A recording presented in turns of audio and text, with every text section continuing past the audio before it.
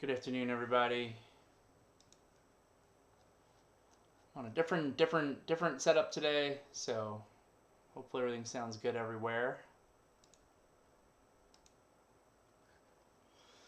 I'm an associate member of T3 Trading Group, which is an SEC registered broker dealer and member of FINRA SIPC.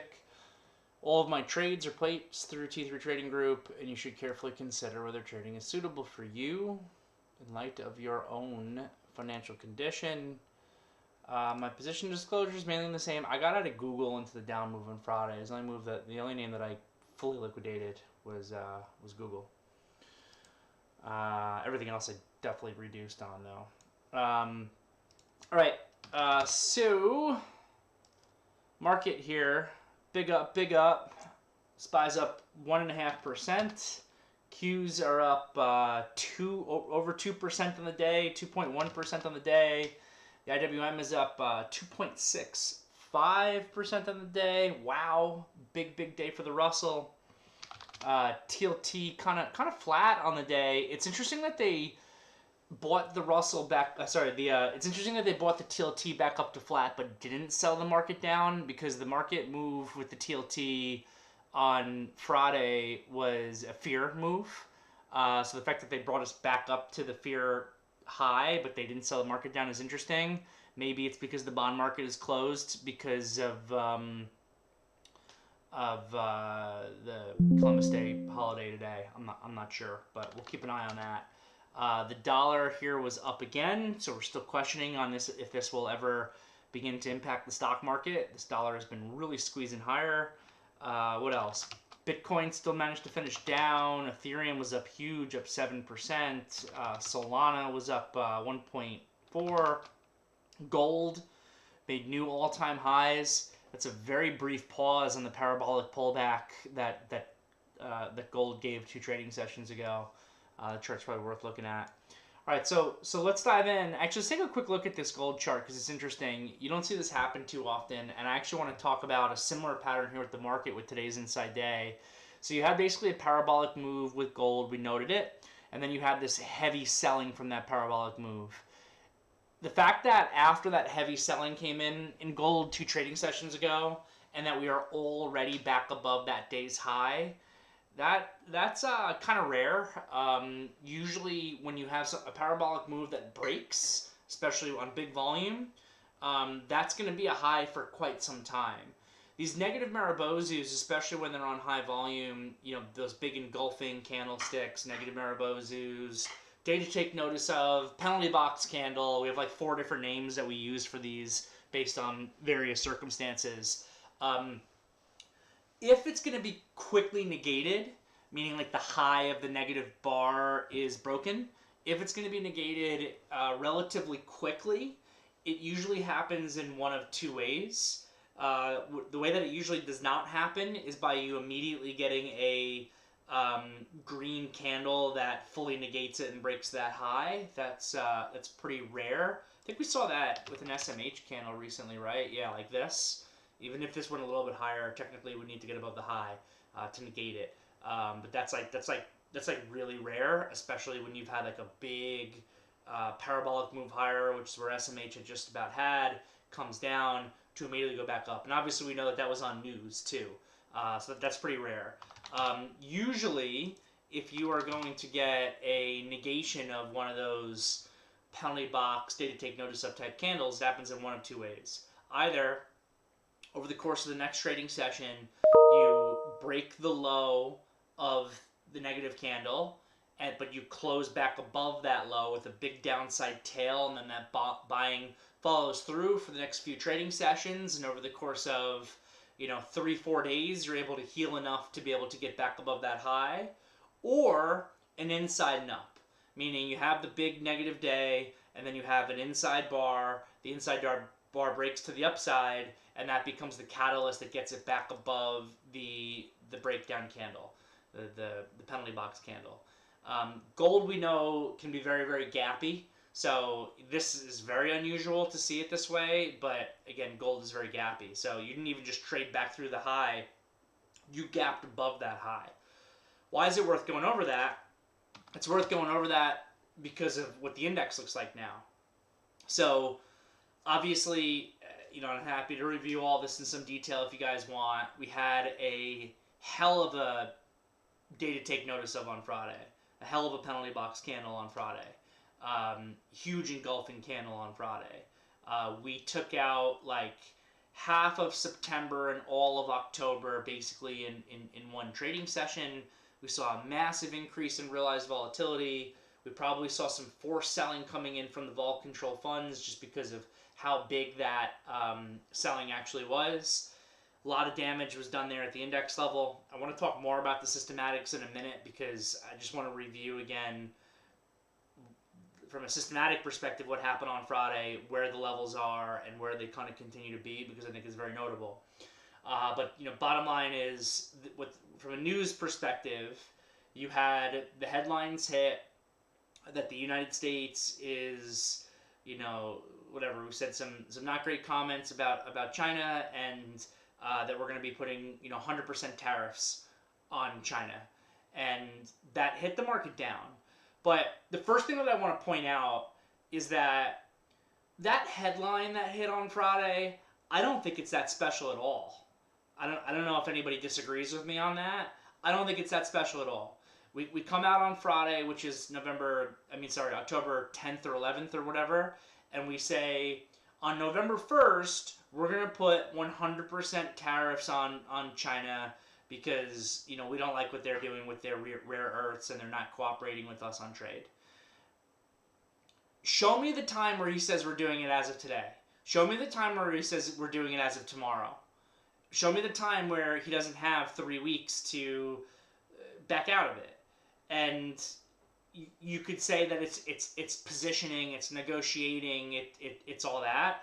And perhaps that's exactly what it is. But what we have seen every single time so far since the start of the trade war is whatever deadline gets set with relation to trade, it doesn't actually happen. Either it doesn't happen because some sort of a deal gets announced prior to the date, or it doesn't happen because we just extend the date. That's what happens every single time. And that's why the market has started to ignore, until Friday, started to ignore pretty much anything that could be construed as a negative related to trade. We've seen so many headlines that I think if those headlines, like over the course of the last few months, I think if those headlines had come out in March, let's just say, we would have had like a down 2% plus day. We've seen so many headlines like that over the course of the last couple of months, and the market just 100% ignores it. Like maybe we get like a 7-minute move lower by the blip situation that immediately gets bought back up. So what was actually different on Friday? From the perspective of the news that was announced, as far as I'm concerned, absolutely nothing.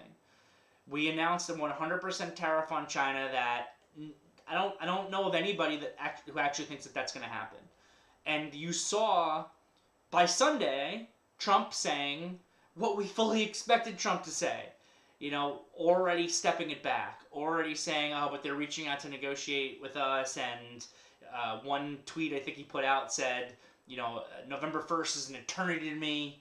And then, had some other, market calming commentary come out on on Sunday. So, based on him walking back some of those statements, sure, you would expect the market to be up today, but I would say that you never should have expected the market to go down based on those statements as much as it actually did. So why did it? Well, it did because the comments were enough at the right time to actually really begin to trigger some of the stuff that we've been talking about. Once we started to get this market down a percentage point, then you start to see the follow-on flow of probably $8 billion of selling from vol control, and you begin to see, and it was also right after actually we rolled off some of the positive gamma. So I think positive gamma on Friday was down to like, I don't remember the number, maybe $4.5 billion from like a $7 billion. So you lost some of that insulating effect. You also saw a lot of really large SPY puts hitting, which has the impact of like a gamma squeeze to the downside if the market begins to roll, which it actually did. we won't waste our time talking about how these people magically knew on Friday in the morning to start putting on massive amounts of SPY opening puts at numbers for 1 DTE and 2 DT expirations that sounded obscene and impossible to get to. We also won't talk about the Bitcoin trade that went on 30 minutes before Trump's announcement that netted like $100 million in profit over the course of like a couple hours or whatever it was. We're not going to waste our time talking about that. But it is notable that when you do begin to see that bearish option flow hit, that actually will have market impact on the way down as well, and also actually becomes a little bit of a self-fulfilling prophecy. I even said on Friday morning when Pat was posting the consistent SPY opening puts that were going off, I said, remember when this used to matter? Because we saw it a little bit earlier in the week as well, and we had been joking about how that guy is just wasting money, right? On Wednesday, we saw SPY 659 puts go off for $690,000 that expired on Friday. And, by Thursday afternoon, we were joking about the guy that wasted $690,000. And then the SPYs closed at 652 or whatever on Friday, so he didn't waste anything. So somebody obviously knew anything, but I'm more concerned about the market structure and the market impact than the consistent insider trading that slaps us in the face over and over and over again. But that's really what it is. It's a market structure phenomenon. I don't think that there was anything new in that news on Friday that we've seen at any other point that should justify a down day as big as we actually had, outside of the fact that we spent all of, I think it was Thursday's afternoon meeting, discussing asymmetric risk to the downside and what that concept and what that term means and why it actually exists. Asymmetric risk to the downside doesn't necessarily mean that you have to go lower, but it means that if you go lower, you can go a lot lower. And that's really what we saw begin to trigger on Friday. But the interesting part about all of that, when I'm doing my research over the weekend, is that we barely touch the tip of the surface insofar as the potential of systematic selling. Most of the more major systematic trigger points, I think we saw some from the vol control universe, and obviously, just the negative gamma flow that kind of comes from the SPX puts that went off during the day has impact. But most of the more major positioning stuff sits right around the area actually of Friday's close through SPX 6500. That's the spots where you really need to pay attention to on the downside. And let's take a quick look at some stuff in Pat's note in a little bit more detail that I didn't have the time to read in the morning meeting. But coming from Bank of America, CTAs at high risk of unwinds in the S&P 500 and NASDAQ longs. That doesn't mean that they unwound on Friday. That means that they're at risk of beginning to unwind if you get a little bit further down. And what you see here is maybe some of the most aggressive risk managers unwound their longs, but most of them did not. And if we can continue 1 to 3% lower in the indices, that's from Friday's close, then basically that's when you begin to see the larger unwind. And when you look at, and that's more from I think the CTA trend following community. When you look at the price points that Goldman and Bank of America provide, because they give their expected triggers, Goldman updated their short-term trigger over the weekend to 65.80. So we basically had just gotten there. It had been sitting at 65.44 as of Monday a week ago. 65.44, which is just beneath Friday's low.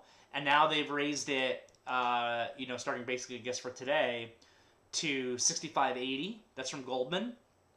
The Bank of America one, they give more of a range, but that range really starts pretty much right at 65.50 and triggers beneath it. And maybe that range just comes from the fact that they're measuring multiple strategies and there's a range of trigger points that are all, roughly in the same area. But it coincides with what the note here says about 1 to 3% move lower is what could actually really begin to trigger it. Circle back to vol control in a second. The other thing to really know is gamma. So gamma may turn short in a shallow equity decline. This is the other bigger risk to the downside that didn't actually trigger. We saw that gamma got reduced, right? So it had been 7.4 billion, but as of Thursday's close, which was relevant for intraday Friday, it was more like 5.4 billion. So they rolled off like 2 billion of it. So you did have less insulating gamma into that downside on the move on Friday, but still 5.4 billion. But below 6,500 is where that's the spot where it actually flips negative, and it grows to negative 4 billion if you approach 6,400. And this has to trigger soon, because if it doesn't trigger soon, then you're just going to get the impact of like that positive gamma build up again from the option sellers that are in the universe. But this is all to show that when you circle back to just how nasty of a day it was on Friday, that was that nasty of a day on Friday without even really triggering most of this stuff yet. That was that nasty of a day on Friday in a positive gamma environment that didn't even begin to trigger any of the CTA trend following sell triggers, because the market had gone up by so much over the course of September and October. So from a systematic selling perspective, pretty much all that you saw was some degree of a beginning of an unwind on vol control. And I'm hoping to get some more updates on the data on this tonight and into tomorrow morning. Equity vol control to see largest unwind since October 2018. So that's really what began to happen on Friday. Just massive move higher and realized vol began to trigger that. So that's kind of the data coming into today. The other thing I really wanted to note was that finally, one of the big things that had me scared that the market can continue to go higher was that institutional long-short funds were not long enough. They've been fighting this because they're not systematic. They've been fighting the thought process of this market moving higher, as have a lot of smart people. Raising my own hand, so that was a pat on my own back. But we finally got them to a positive score on this Goldman positioning sentiment indicator for the first time, and that was after it had been in the light positioning, the negative positioning number for like the third longest time in the data set that Goldman's been keeping that or whatever. So circling all this back to today's trading session, it was hard for me to imagine exactly what was going to happen because I could make two very strong cases for you here right now. One is the case that I saw coming from a lot of retail and Wall Street bets and all that fun stuff over the weekend, which is Trump is going to taco, everything v bottoms, always buy the dip. In fact, I spoke to a retail trader that I would personally consider to be very, very entry-level young guy on the phone today who's interested in becoming a prop trader with T3. And I was just asking about his trading and how he manages risk and all that stuff. And he's telling me about, like when I saw the move on Friday and I knew that Trump was probably going to not follow through with it, I've seen this before, I doubled down on my entire portfolio of longs and I bought a bunch of calls. What he said to me on the phone is a perfect example of everything that I read that was coming from the retail community over the course of the weekend. And maybe they're right. Maybe they prove to be right. At this point, I genuinely don't know. Because he basically did, it circles back to the thought process of what I started with, that the move that brought us down on Friday is meaningless. Like the reason behind it, in my opinion. What Trump said about the 100% tariffs on China is meaningless because it's not where we're going to end up on November 1st. And if we do, and he actually follows through with something like that could potentially be very damaging to the stock market, well, that'll actually be really interesting to see if that ever hits that point. Because thus far it has not, and I'm not expecting that it will. And from that perspective, my thought process is the same as retail. But the other side of the thought process is this. What the market actually moves on is flow of funds. And that's why we were able to go down as much as we went down even to begin with. So the headline that actually caused us to go down doesn't matter. It's what is the reaction that has to actually come from the flow of funds after the fact that it already happened. And again, we know that the biggest triggers are still all sitting near Friday's low. So Friday's low is the key. The question here, when you're $100 above the beginning of those trigger points in the SPX, is there enough selling flow of funds from other communities that can get us there? And the big question is, I think, the vol control funds. The vol control funds themselves, probably needed to sell like, I don't know, $40-50 billion worth of stock on Friday. I think it was like probably the number one thing that was helping this market feed into itself. But that shouldn't have been done as of Friday's close. As a matter of fact, it should have continued today, because one, when the sell imbalance or buy imbalance is that big, they typically can't get it all done in one day. So I would have expected some of whatever they were supposed to sell on Friday to act as a hangover through today's trading session. I don't know that as a fact. I can't know that as a fact, but that's just what my expectation is. Two, we're up 1.5% on the day. 1.5% up on the day is probably like the second biggest realized volatility move that we've had. It just happens to be on the upside since like the April low, or since, at least the month after that. I know we had a few volatile days in May also. But at least in the 3-month look back window, this is probably, Friday and today, the two largest realized vol days. So when I was seeing the market gapping up 1.5% today, the thought process that I was trying to balance in my head was, I think retail is actually going to come in and continue to buy the gap up this morning. And I don't think that retail got stopped out for anything on Friday. And I think when you look at the meme stocks, which you can look at those in a second also, that confirms that. Retail has not gotten stopped out of anything at this point. They are still completely on the bid. I think that they were buyers on Friday, just like the kid I spoke to on the phone today, and they probably continue to chase up today.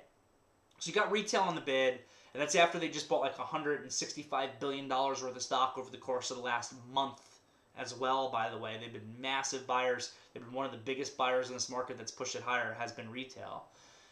But how much buying is going to come from retail versus how much is going to come from the vol control universe? And I do think, even though it's not systematic, I do think that some of the hedge funds that are out there that finally just started to buy back in this market, they do look at realized volatility as well for probably just a little bit of a lever of like how much leverage they should be using. So seeing that on Friday maybe makes them take pause, or it probably more likely into the sub move causes funds to buy insurance than it does to sell outright. And by the way, that's what the data from, I think, Deutsche Bank showed with Friday as well. Friday basically showed that there was not much outright selling. It was just a whole lot of hedging and grabbing for downside into the down move to protect what they already have, as opposed to some outright selling. I don't think that we've seen very much outright selling at all, actually, even with Friday, except for maybe from the vol control universe. So is the fact that we're up 1.5% on the day after such a big down day move on Friday going to create enough vol control selling to overwhelm the retail bid that comes into the market today? Is basically 100% where my head was at this morning.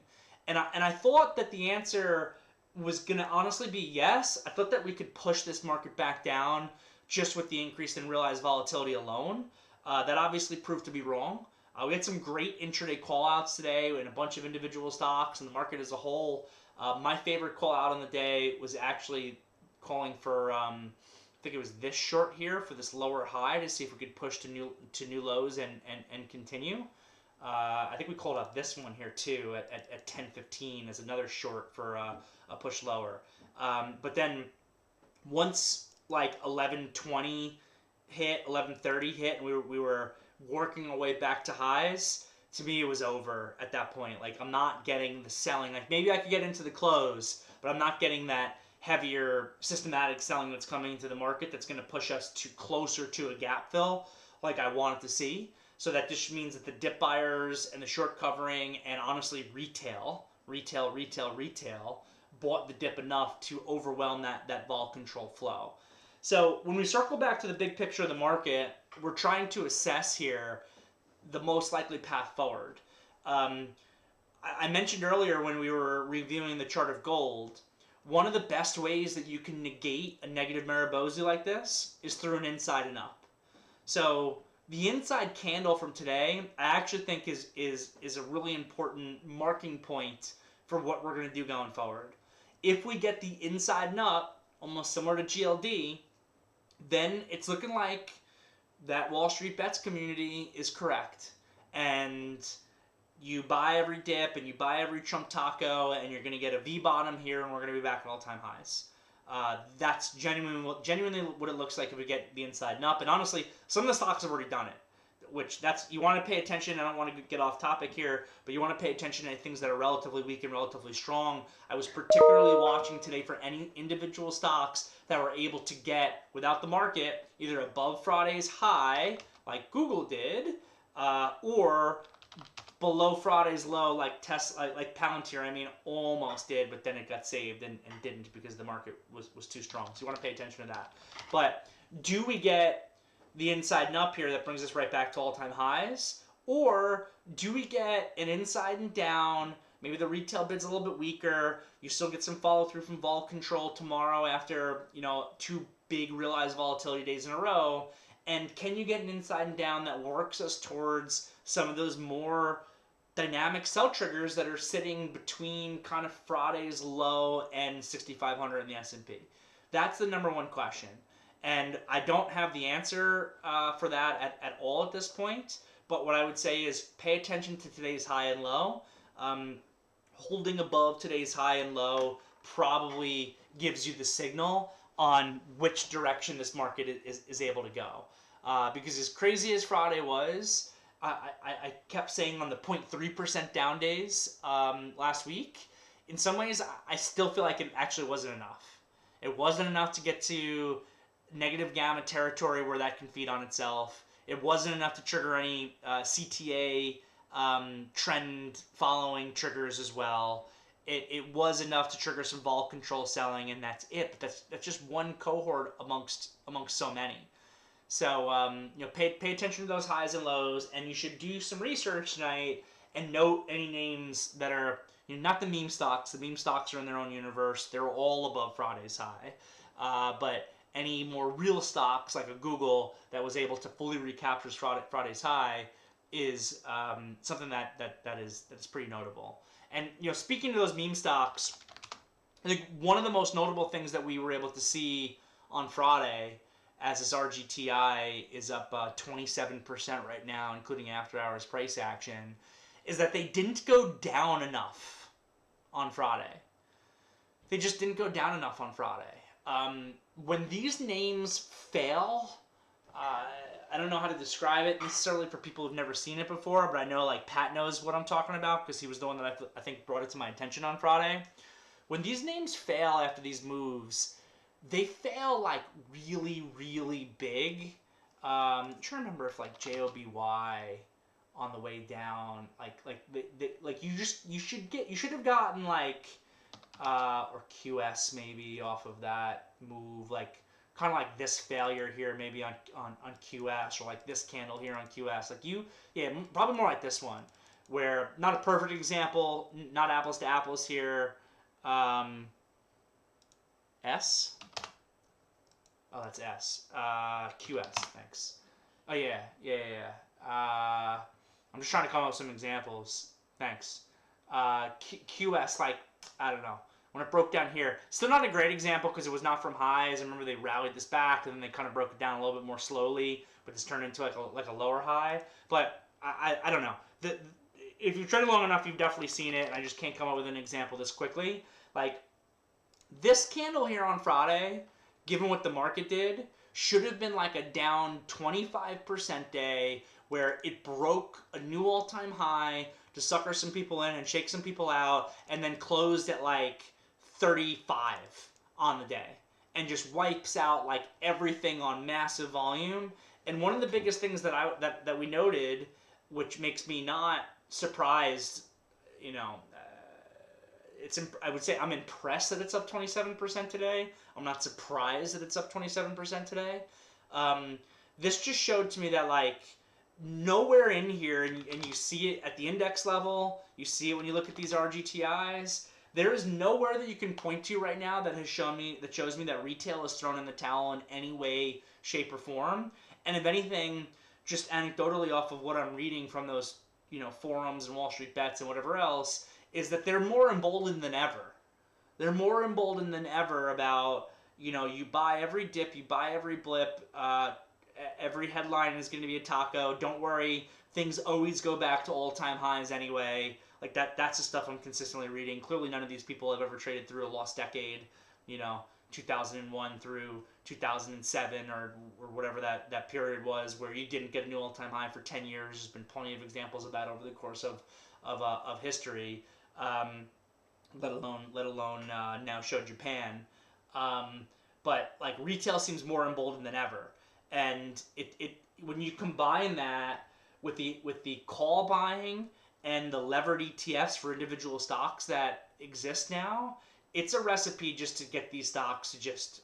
I have no idea where these things are going to stop.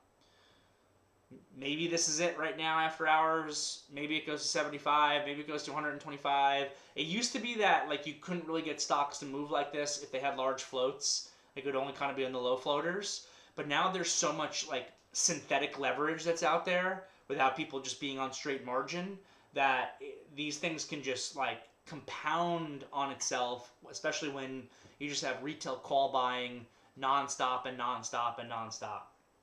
And I thought I had one hell of a call today at 150 when I said I think you could short RGTI, IonQ, which that did end up being the high of the day, and QBTS, which also did end up being the high of the day. That was a great call for 2 out of the 3 of them.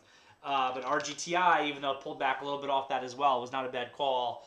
That massive MOC that came in, what was it, 4 million shares to buy? It was ridiculous. Someone is just getting absolutely, or many someones, completely blown up in RGTI, and that's not the only one. There's so many of them. Even IonQ with the pullback, right? The big pullback. It's up 16% on the day. Obviously, you've got like the USAR, which honestly didn't close well, but still up, 24% on the day with an upside tail, or similar but different is like this Quad U, up 19% on the day. Some of these companies barely have businesses, by the way. Like barely have businesses, have no revenues. Someone sent me a picture over the weekend of like the business headquarters of like I think RGTI and IonQ, like their headquarter building, and it looks like the building where you would go to the dentist if you live in like the suburbs of New Jersey. I don't know how else to describe it. Or like a strip mall, basically. Like these little brick 1-story building where you're gonna go see your dentist. Yet, it doesn't matter. It doesn't matter because someone else sent me a thing that someone sent me that someone was writing on Twitter that they think that our IonQ is going to go to $700 because Jensen Huang thinks that there's going to be a quantum computer within 5 years. Like, okay, keep buying it up. Buy it up for the move to $700 because they might have a product in 5 years. So yeah, I mean that's pretty much all I got. That's the state of the market. You just still can't break retail. It seems like it's such a self-fulfilling prophecy to me in so many ways. The retail move, like the wealth effect that's holding up the economy, that's causing them to trade, even as a lot of other aspects of the economy seem like they're not doing as well. But it's going to continue until it doesn't, and that's all there is to it. So that's all I got, and I'm happy to answer any questions that any of you guys may have. Scotty bringing up the volume on the last candle of RGTI, but you gotta recognize that the volume on the last candle of RGTI, whether it's a 1 minute or a 5 minute, settles the MOC. So you're gonna get what's called a closing print in the last tick. Basically, is a closing print, and that closing print is usually a very, very large amount of volume. So it makes for the last candle of the day, and the same reason why the first candle of the day are usually the highest volume candles that exists. So you never really want to compare the last bar of the day to every other bar, or the first bar of the day to every other bar when you're studying volume. You want to compare the first and the last bar to other first and last bars. And obviously, this was a pretty big last bar because of how big the MOC was compared to like the last couples. The opening candles have been really, really big on some of these. This closing print was smaller than the opening 5-minute candle on Wednesday of last week, for whatever that's worth. But you want to take the opening candle and the closing candle a little bit of a grain of salt because it's got the opening and closing prints within it. Slow day, but took the topping trade in the IonQ. Awesome. Awesome. Glad to hear that, Michael. Good trade. From Eddie for thoughts on RKT. I don't understand why this RKT's been as weak as it has been.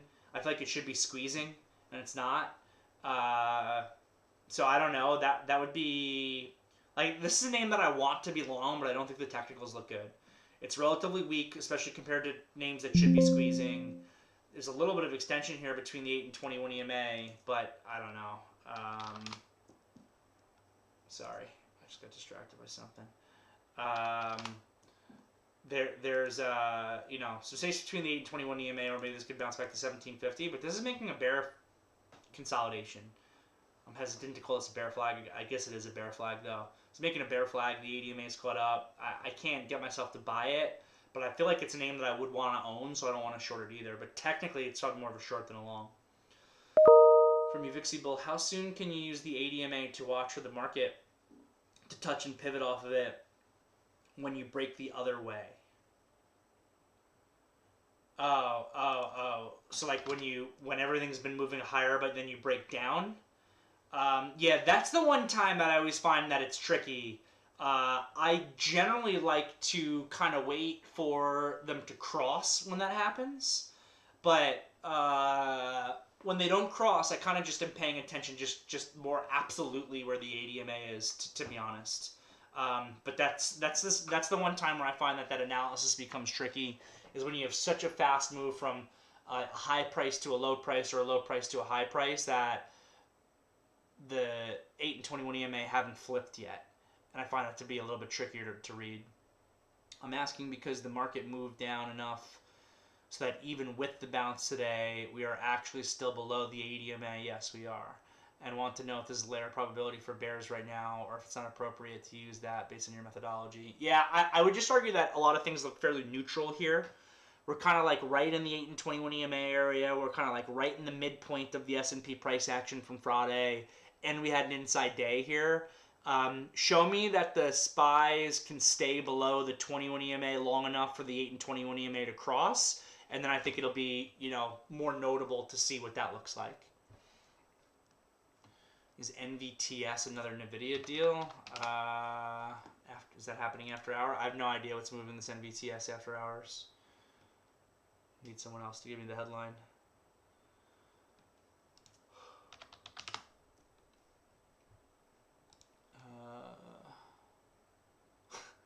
Our GTI is approaching 18,000 revenue multiple. Okay. From Uvixible. Second question here. I don't know about anyone else, but you just brought up the MOC print in these quantum names. Why the heck would retail be using? They're not. That's not retail. That's ETFs. I think that large of an MOC in an individual stock like our GTI, after it had such a strong day, is leveraged ETF rebalancing. I think it's forced buying from the levered ETFs into the close there. That's exactly what I think that is. I don't think that retail is using MOC orders at all. So, hope that helps. I think that's when they settle a lot of those imbalances from these levered ETFs, is with the MOCs. Dumb money capital. Must be nice. StubHub, I don't know. Don't buy this stock. We're boycotting all purchases of StubHub. We're not buying this company. We don't like it. The chart looks good, but we're not buying it. Pat H giving us the NVTS headline. It's related to NVIDIA in some way or another. Micron looks great. Again, pay attention to the names that were able to get above Friday's high. Micron almost got there. Google got there. SanDisk, massive.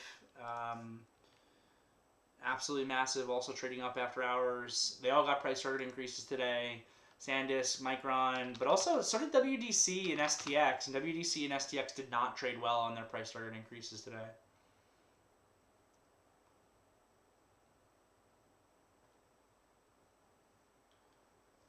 $68.50. I don't know, man. Maybe. I don't know who that is. Oh, Mike Wilson. Oh, that's who that is, Mike Wilson. When did he print that? October 13th. That's today in the morning. He's still looking for that. Between now and Halloween? That's really close from now. If you told me that was his target for the end of the year, I could be behind that. But 68.50 by Halloween, you're not just negating it, but you're doubling that negation higher. And a correction starting in November. I don't know. I'm like looking for like the exact opposite, honestly. The correction in October that already started, and then the market getting bought back in November when the buyback bid comes in.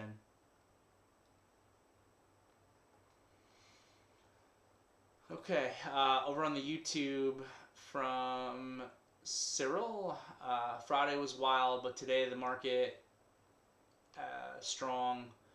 Which index, in your opinion, might correct more if we see a deeper pullback? That's a great question. I don't know.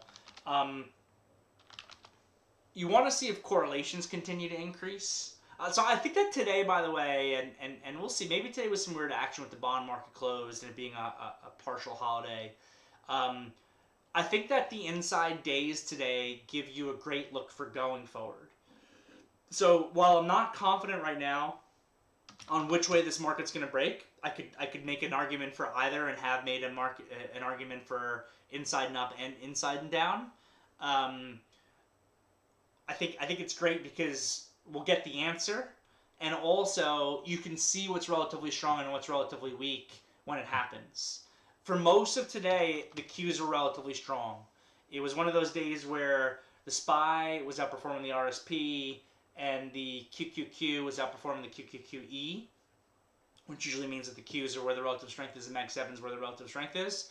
Whether that carries through the rest of this week, I don't know.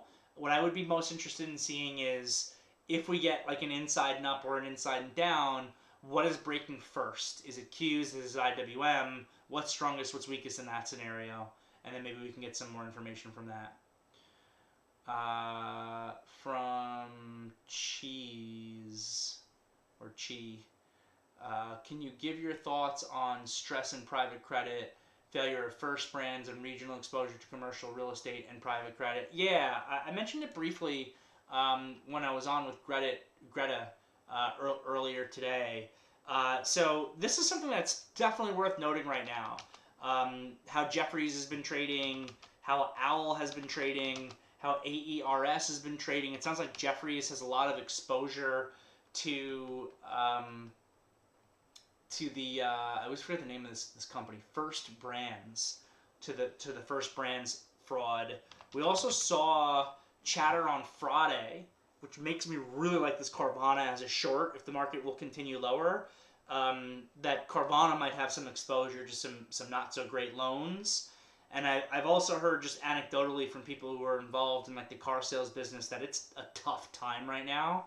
All of this just circles back to the same thing that I've discussed many times, which is that right now we're in an environment where it seems that the regular economy is not doing very well at all, but the AI economy is holding everything up. Trillions of dollars is spent from the AI economy. That's also enabling the stock market to be at all-time highs. The stock market being at all-time highs creates a wealth effect. And that wealth effect actually helps to hold up the general economy because people feel more inclined to spend money when they're seeing their 401k at highs and their retail account at highs and everything else. So that's actually all really helping to hold the general economy, I think, up in a way that's much better than it would be otherwise. But you can still see when you look at, why can I not remember the retail ETF? It's not XRP. Why did I write an XRP? You can still see when you look at like a lot of these retail stocks that they're not trading well. You can still see when you look at, you know, some commercial real estate, private credit stuff, these owls, these Jeffries, that they're not trading well. The question is there any contagion further off of that? I think is the question. And my general thought process is no.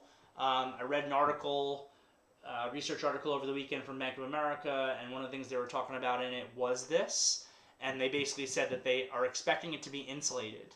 And, you know, my argument on that, I still think it actually comes down very much to the stock market. Like, the thing that would destroy the stock market, and this is what I was talking about with Greta a little bit, is if you lose the AI trade. Like, if we had an AVGO deal today with OpenAI or somebody, and we joke, but it's not a joke, there is a new AI deal that happens every single day.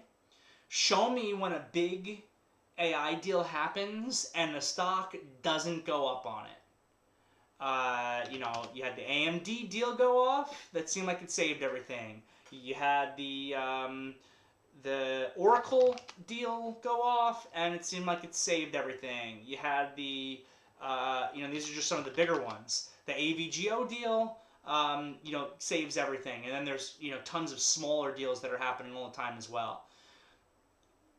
So circling back to, like, does the Jeffries stock chart matter? I think the Jeffries stock chart starts to really matter, as perversely as this might sound, if you see AI stocks start not doing well. Because right now, with the stock market all-time highs and the wealth effect, even if there's a deterioration in the general economy, things are like good enough.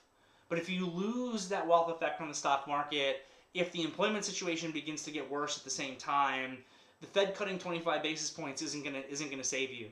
And all of a sudden, things like these car loans and the fact that, you know, credit scores apparently just are recently plummeting for most Americans can start to matter much more broadly for the economy, and we can see its impact hit into the stock market as we're in an expensive market.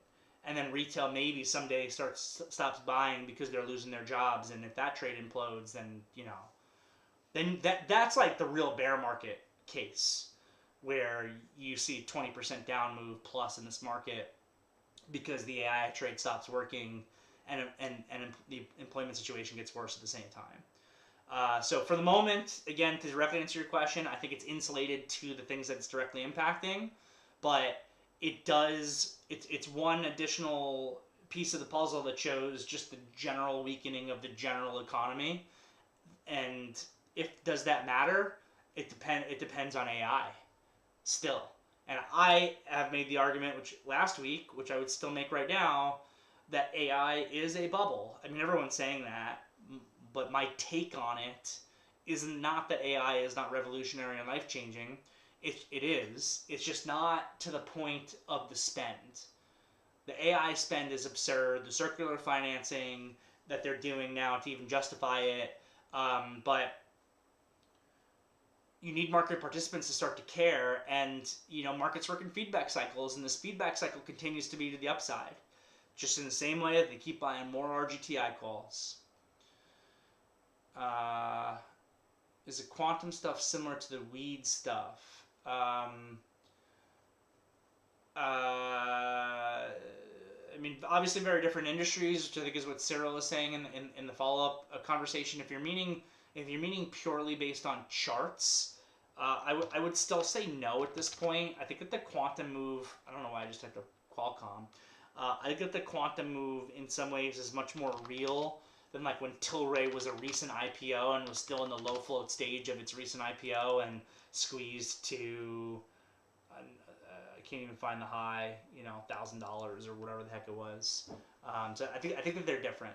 I think they're different situations. I mean, they're both still unsustainable, parabolic bubble squeezes that could last longer than you might expect. But I think that they're different also. All right. I'll wrap it up there. Looks like we got through everything. Have a great night, everybody. Let's see how much we gap up tomorrow.